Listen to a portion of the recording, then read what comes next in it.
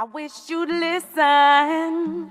I wish you'd listen. Walk, walk, ooh, walk till you what makes y'all say. Walk, walk, ooh, walk.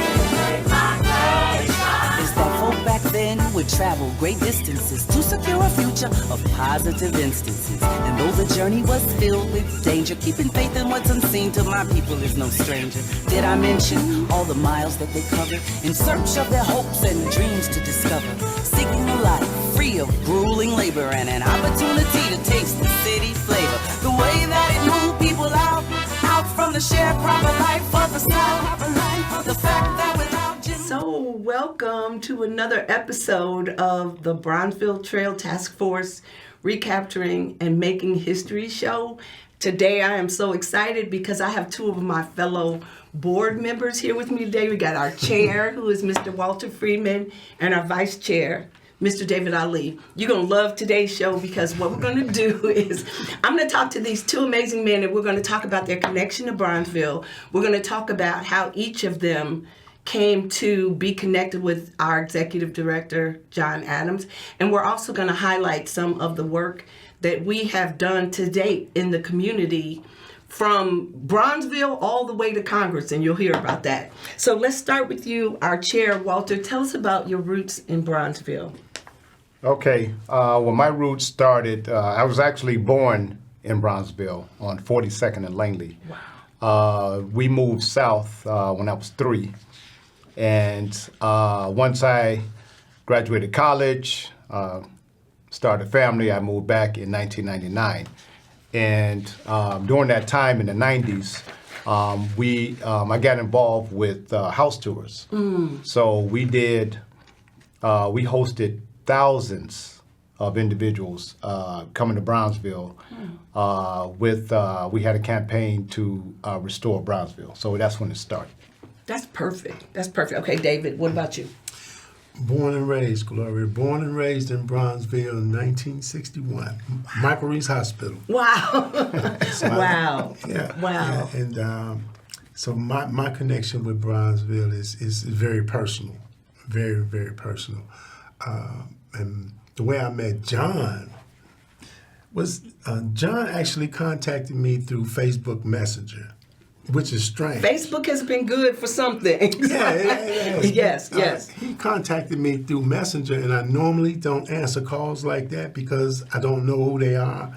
And usually, with my relationship with Group 39, and I'm always posting people's birthday, I just assumed it was somebody wanted me that I didn't know, but wanted me to post them for their birthday.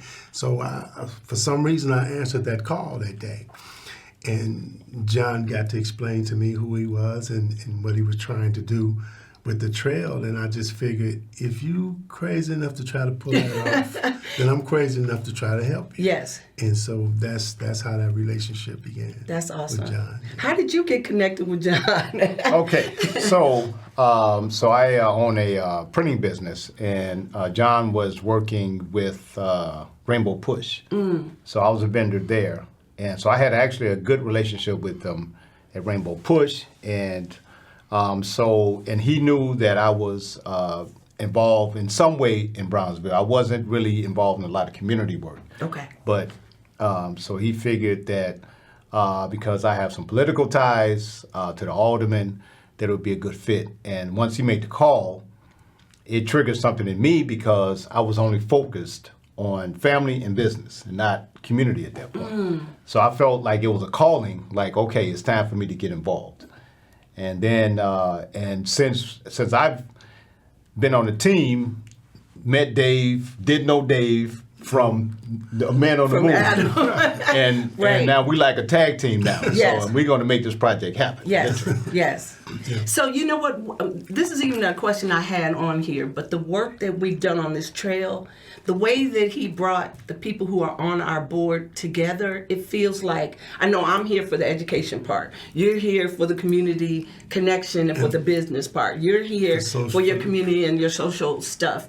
Like, what's been one or two of the most exciting things you've done with the trail project to date? Like, what are you most proud of that we've been able to do? You want to start, Dave? Well, I mean, I don't know if there's any one particular thing, because this is so, my connection with this project and with you guys and the people that I've met on this journey it's all just been a blast for me. So it's all new to me, you know, the connections and the relationships and just being involved in anything of this magnitude. Because when I think about the project, Gloria, I just think about it being a part of my legacy. I said, long when I'm gone, if we pull this off, When we pull this off, I will forever be connected to this project. And to the community. And to the community forever. Yes. Forever. Now, forever for real. So that's the way I look at it. And when I first started the work on the trail project with you, I didn't know either of you either. And it felt like it was like too big to even be true. And then all of a sudden we started like getting grants rolling in and stuff started happening. And the word is on the street about the project. And so it's going to happen. Absolutely. I'm really excited. So one of the pillars of Bronzeville is Wendell Phillips High School. And before I started the investigation for this episode that we're on, I didn't even know that Mr. Wendell Phillips was actually an abolitionist who was really behind the anti-slavery movement, led to the Civil War and everything. And then the other thing that happened is when I started digging into the school, I found out that there's so many vital historical people in the arts. There were Nat King Cole, Sam Cooke, Pop Staples, artist Annie Lee, poet Gwendolyn Brooks, and on and on and on. And John even told me that the children of Mr. Swift, who did Swift Meets, his children went there. And because the school was opened in 1904, and when it first opened, it was primarily for white students. And so his children went there. That's so amazing. And the thing that also happened when I was Googling important people from Wendell Phillips, I'm looking on the list, and number 20 is you. It's Mr. David Ali. And it said that you are in the Phillips Hall of Fame and that you have been recognized for your outstanding community service. Well, that's amazing. The Harlem Globetrotters were there, all kind of stuff. And Mike, you can show our pictures too. But anyway, that's amazing. So tell us about that award. Well, let's start here. When you said that there's just so many prominent people that attended Phillips, you have to remember that when it opened in 1904, the whole community was white, and so those of our ancestors who worked for white folks in their houses had children that they didn't have a place for them to go to school. So they really made that school available to the blacks that worked for the white folks in their neighborhood. Wow! Because if you think about it, a lot of those properties had coach houses. Yes, and that's where the black folks stayed. And they had children and they had to be educated, so they put them in that school. Wow. You got an award though. You got an Outstanding Achievement Award for Community Service. That started with Group 39. Okay. That actually started with Group 39, and I have to give all the members of Group 39 their just due, and particularly Charlene Cannon, who really kind of kicked that idea off in my head, because she was always trying to keep us together. So she would always invite us all out to go to the family den on Stony Island. But the family den was so small that when we met there, we could never all sit together fit inside and really kick it. So I came up with the idea of finding another space where we can kind of be by ourselves. And then it just kind of grew. Everybody wanted to be a part of that community that we had, because the Ida B. Wells, I'm so happy and I'm so glad that I was born and raised in Ida B. Wells, Gloria. I could talk about this for the whole hour, and I don't want to do that. But the whole 20 minutes. it helped to develop my love for community because we were all so close knit, and we had to share everything as a community, and we had to depend on each other as a community, and that just stuck with me. So my whole childhood was just centered around people. And I came to your latest picnic Yeah, I don't know if you can speak a little bit about actually what Group 39 is. I know you talked about Ida B. Wells. Is it just people from Ida B. Wells, or No. who are the members of your group? Well, there's about 10 of us. There's about 10 of us, but the whole concept, Gloria, was really to keep us together, But then I thought that to take it to a whole nother level, because there was different public housing developments all around us, and those were the same people that went to Doolittle, same people went to Phillips High School, and we've all just kind of lived around each other all of our lives. So my strategy was to make sure that we all stay connected. Even though the projects were no longer there. Projects were no longer there, but we're here. You know what I'm saying? So, and just putting together activities and events for us to continue to grow together, and for our children to remain connect. connected, yep. And that's really That's what pretty Group cool. 39 is all about. That's amazing. You also Yes. look for Group 39 on Facebook, but that's a whole nother story. For sure. So, Walt, For sure. we have been doing so many things in the community. We had, when I first kind of became a member, I remember us doing some park cleanup event, and that there's us, like, we, connected with Alderman Dow and all kind of stuff. So, Yes. talk to us a little bit about what's been happening in the community with us too. Okay, so our strategy is more of community engagement.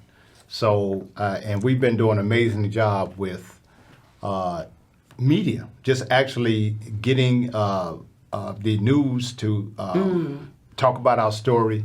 But we've been doing as part of National Rails to Trails Day. Okay. That's part of the Cleanup Earth Day. So what we decided to do was to invite the community out to do some cleanup along the embankment, certain parts of the embankment.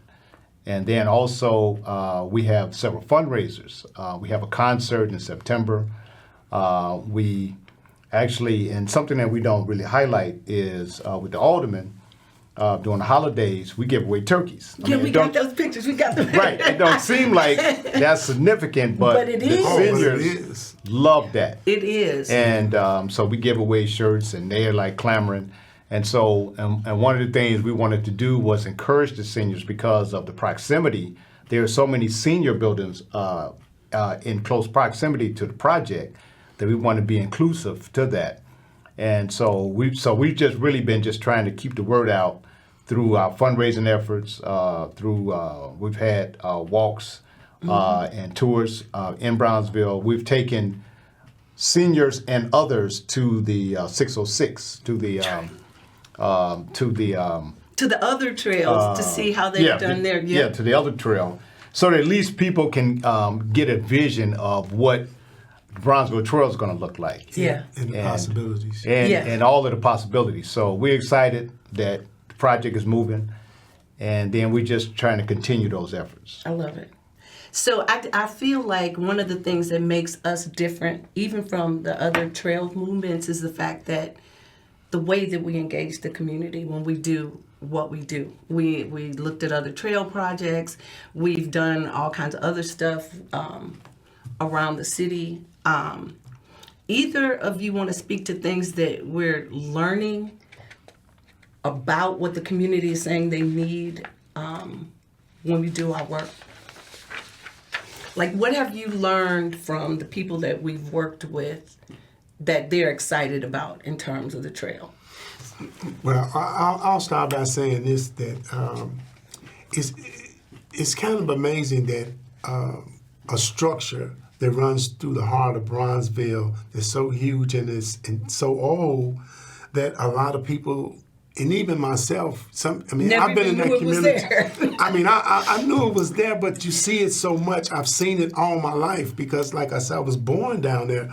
But you kind of look through it because it's hard to, I don't know, because it's just idle. It's just sitting there that you no longer see. It's just like it's there, but Right. you forget that it's even there.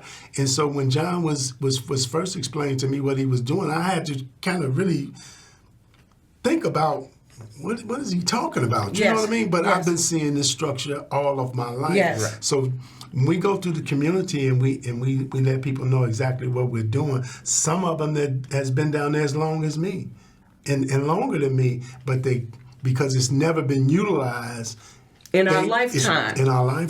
It's hard for them to kind of visualize what we're talking about. Yeah. But as we begin to explain to them what we're doing, they can't wait. They can't wait. They want to see this happen. And you know what? One of the other things that I think is different about our trail is the handicap accessibleness of it. Yes. We're taking into account, because one of the members of our board is someone who is in a wheelchair. Right. She's a veteran.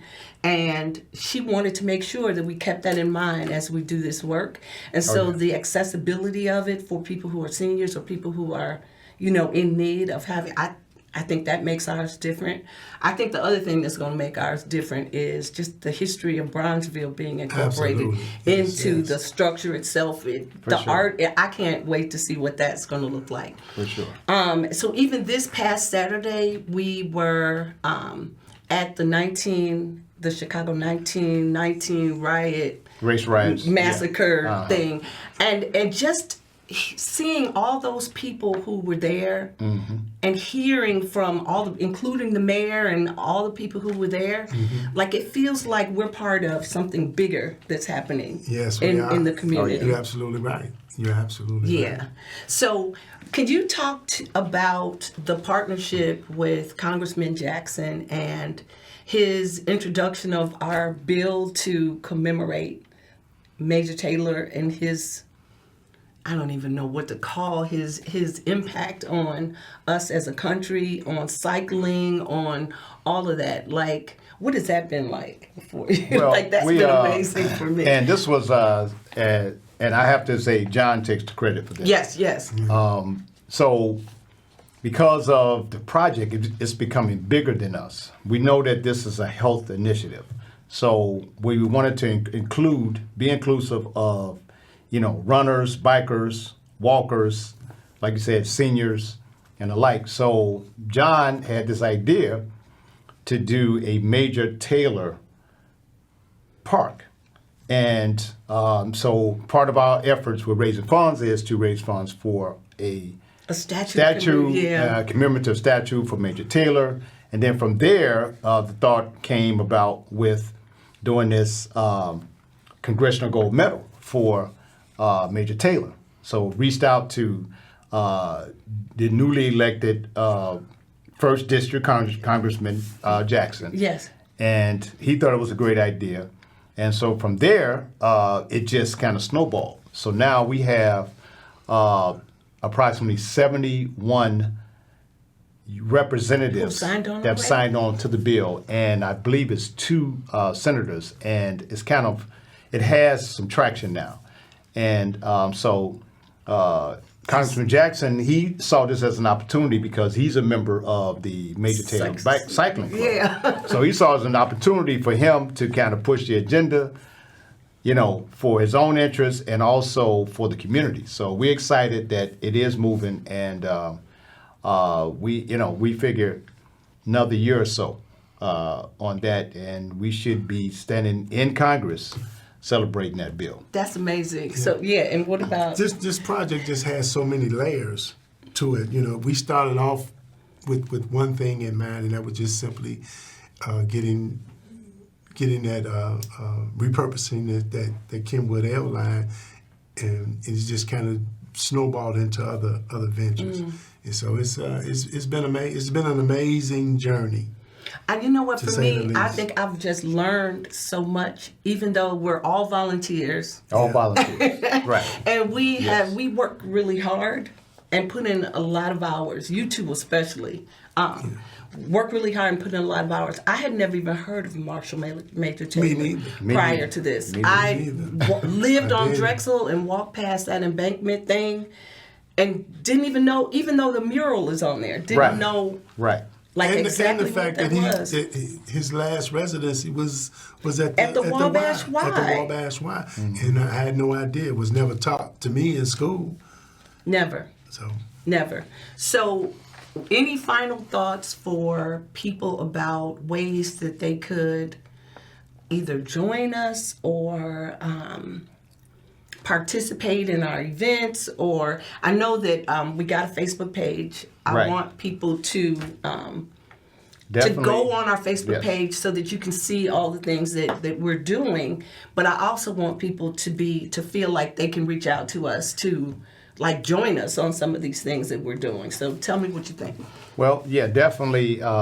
We are kind of in the process of trying to modify our website, so that we can accept volunteers. Okay. Because we know when we're out here, a lot of people want to be involved. But certainly go on our website, Bronzeville Trail. Is it .com or .org? .org. .org. Facebook, Instagram. Facebook, Instagram. Bronzeville Trail. Yes. We can, if anyone just researches, you can type in Bronzeville Trail. You can pull up a lot of information about us. And so we out here. Dave, John, And donations. Gloria. And donations. We can use Don't forget donations. about the donations. Yes, we can definitely use donations. Again, we are volunteers, and we have some exciting news coming up in August, which I don't think it's a secret, but the city is they're chipping in $5 million Whoa. for a soft pilot activation. So the community is going to start to see actually our efforts come to life. And we can also talk about the Cultural District. Cultural District. Cultural District. What's happening with that? We are the Alderman Pat Dow in the City Department of Planning. Well, it's coming from the governor's office, so this is a state initiative. Coming from J.B. Pritzker, he's designating 15 cultural districts around the state. Bronzeville is one of them. And we were chosen to be the managing organization Wow. for Bronzeville Cultural District. So that is something exciting. That's going to really come to life in 2025. That's exciting. Yeah. Okay, David, take us home. What do you want me to say? So here's the thing. A year from now, 5 years from now, what do you envision our trail to be like? What's going to be happening? I would say, first of all, let's compare it to the 606. It took them approximately 12 years to complete Okay. the 606. Okay. We're at the pace where we could probably get this thing done if we stay on. We stay on pace. I would say about 7 to 8 years. Okay. We might have it complete. So in 5 years, We should see some stuff we should see happening. some major Yes. progress, and by that time, what I envision is the community being so involved, because we are going to need the community to continue to let us know what it is you want to see, how you want this thing to be. So we're dependent on the community to engage right along with us and tell us what you want to see, so we can make it all possible. We can make it a vision of the whole community and not just our organization. We can't do this thing alone, and we need you guys to participate. So we'll continue to reach out to you and get your insight, and you continue to let us know what it is you want to see, and then we'll make it all happen together. Thank you so Oh, much. yeah. Thank you. Oh, for sure.